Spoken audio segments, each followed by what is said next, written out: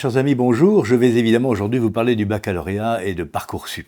D'abord, je voudrais souhaiter à tous les candidats au baccalauréat, professionnels, technologiques et général, un plein succès dans cet examen et une belle orientation dans l'enseignement supérieur. C'est évidemment un grand tournant, un grand moment pour toutes ces jeunes filles et tous ces jeunes gens que de passer le baccalauréat. Alors maintenant, je voudrais quand même vous parler un tout petit peu sérieusement de ce qui se passe après le baccalauréat. Très probablement, 96% des candidats réussiront l'examen et on aura les résultats dans quelques jours. Bien. Alors, ce qui nous préoccupe et qui est un problème politique, c'est que en septembre prochain, ces néo-bacheliers rentreront à l'université et 50% d'entre eux échouera lors de sa première année de faculté. C'est du moins la statistique officielle. Alors, ce qui est préoccupant, c'est que normalement, il y avait une loi qui devait remédier à cela, qui s'appelle la loi ORE, Orientation et réussite des étudiants ou des élèves. Cette loi prévoyait plusieurs choses, la réforme du lycée, notamment du cycle terminal, et la mise en place de Parcoursup. Que voyons-nous? Ça ne fonctionne pas, cette loi est ancienne et le résultat n'a pas bougé d'un centimètre.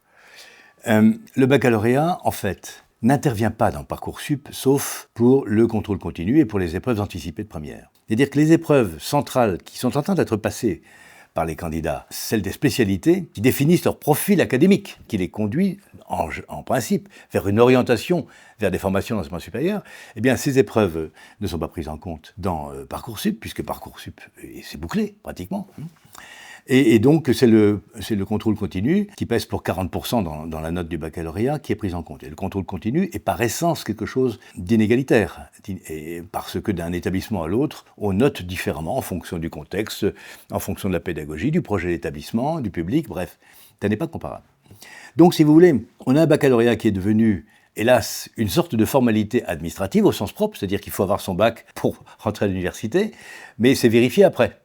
Donc c'est ce qu'on appelle une formalité substantielle. Il faut avoir le bac, sinon... Non. Sauf que le baccalauréat ne sert plus à orienter les élèves vraiment. Ce qu'il faudrait faire, ce que nous préconisons, c'est plusieurs choses. Il faut d'abord que les épreuves de spécialité soient au cœur du processus d'orientation vers le supérieur. Puisque en choisissant telle ou telle spécialité, scientifique, littéraire, droit, humanité, artistique, les étudiants, les futurs étudiants, définissent au fond leurs souhaits en matière d'orientation vers le supérieur. Donc, ils se préorientent en quelque sorte. Donc, que ça ne soit pas pris en compte lors de Parcoursup est absolument absurde. Donc, premièrement, nous rétablirons ça en changeant le calendrier, c'est pas très compliqué. Bon, ensuite, un certain nombre d'étudiants, comme je vous le disais, une grosse proportion, échouent en première année parce que finalement, ils découvrent que ça ne les intéresse pas vraiment, parce que les conditions pédagogiques de l'université sont très différentes de celles d'un lycée, évidemment, parce que, bref, il y a de multiples causes. Et donc, nous pensons qu'il faut absolument que les universités, après le baccalauréat, proposent une sorte d'évaluation du niveau réel. Dans la spécialité recherchée, quelqu'un s'inscrit en droit, on lui fait passer un test de culture générale, par exemple, voyez-vous, d'histoire, de géo, de Sciences Po, etc., d'économie. Et si l'étudiant n'a manifestement pas le niveau ou des lacunes trop importantes, ce qui peut arriver, les universités, selon nous, au Rassemblement national, doivent proposer un semestre ou une année de propédeutique, c'est-à-dire de remise à niveau, mais valorisée par des ECTS, valorisée dans les études supérieures. Première chose. Bon, ensuite, si vous voulez, il faut évidemment que l'orientation soit reprise à la base, c'est-à-dire beaucoup plus en amont. Il n'est pas normal que 50% des étudiants, des néo-bacheliers, échouent parce qu'en fait ils se sont trompés de voie ou parce que cette voie ne leur correspond pas, etc. Il faut donc remonter à la source.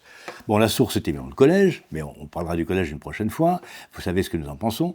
Non, la source c'est évidemment les 2 années du cycle terminal. En terminale, normalement, il y a 57 heures dans l'année qui sont dédiées à l'orientation. Tous les rapports montrent que ces 57 heures sont utilisées de manière très inégales, très diverses. Il y a des lycées où il n'y a pratiquement rien. D'autres lycées où ces 57 heures sont utilisées très largement pour compléter la formation dans les disciplines clés, et d'autres qui, bon an, mal an, réussissent à peu près à le faire.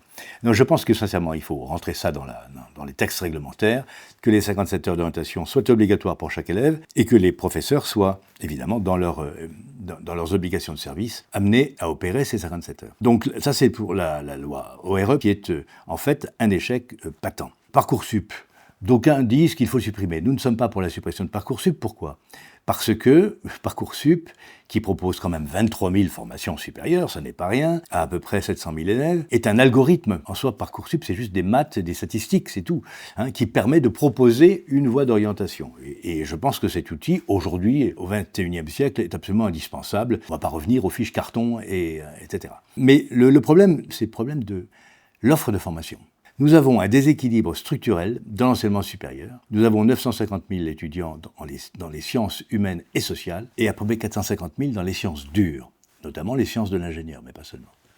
Or, le pays a absolument besoin d'ingénieurs. Le pays a un besoin vital d'une montée en puissance industrielle. Ça a été dit, réindustrialisation, etc. Le Haut Commissariat à la stratégie et au plan, qui est un organe du Premier ministre, nous a dit et écrit que pour obtenir une augmentation de la part de l'industrie dans le PIB de 2% en 10 ans, de passer de 10% à 12%, il faut former ex nihilo 100 000 ingénieurs et techniciens supérieurs par an, et pendant 10 ans, 1 million.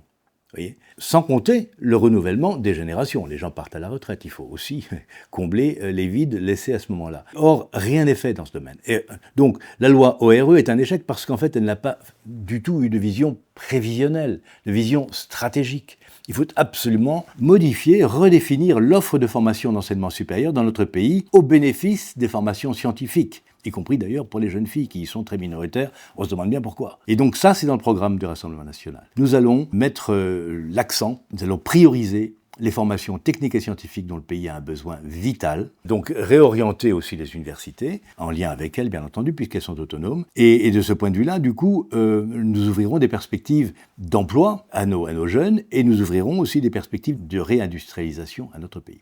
Voilà, vous voyez, derrière ces épreuves du baccalauréat que vous passez maintenant, jeunes filles, jeunes gens, il y a tous ces enjeux-là. Et mon devoir à moi de député, c'est de vous expliquer ces enjeux et de dire que, bon, je vous souhaite de réussir, mais que derrière, il va falloir que le Rassemblement national, s'il arrive aux affaires, remette un petit peu les choses d'aplomb, de manière à ce que nous puissions ensemble envisager notre avenir. Je vous remercie.